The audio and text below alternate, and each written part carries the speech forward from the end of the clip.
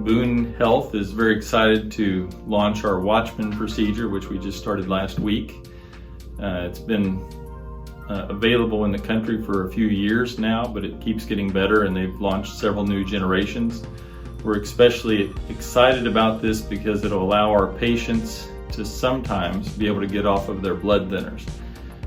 There's a rhythm that we deal with a lot called atrial fibrillation. It's very common, and it causes a higher risk of stroke. So most of those patients are on blood thinners to prevent the stroke. But as you can imagine, as we get older or have other health problems, sometimes people can't take a blood thinner. They have a lot of bleeding problems. And if they can't take a blood thinner, it's an option to put this little device in the heart where the clots come from and block that little pocket of the heart so that it can't send out more clots. So the device itself, it's a transfemoral access. We go from the right side of the heart to the left. We use a sheath with our device, which is a nitinol frame with a PTE fabric on it.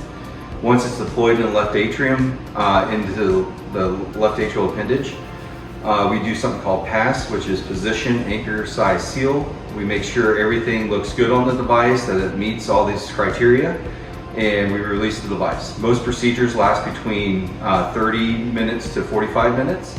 The patient then goes home on anticoagulant for 45 days.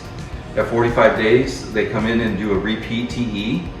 If they decide that there's no leak and nothing wrong with the device, they come off that anticoagulation and then just go on Plavix and aspirin for another 6 months. After 6 months, they come off that Plavix and just take aspirin. If we put in the Watchman, it lowers the risk of clots similar to the blood thinner, but it has a dramatically lower chance of bleeding.